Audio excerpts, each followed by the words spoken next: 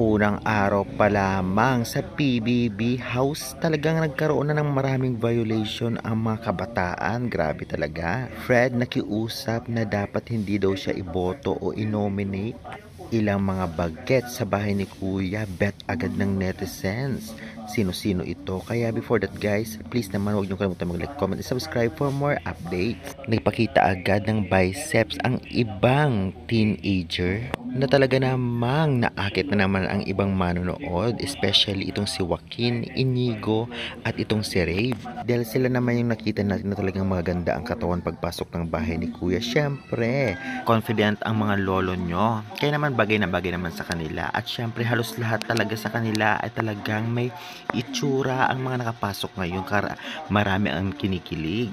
Samantalang si Fred nagsabi agad o birthday wish niya na wag siyang inominate dahil mabait naman daw siyang tao. Grabe, talagang baka isa to sa mga violation dahil bawal ito eh.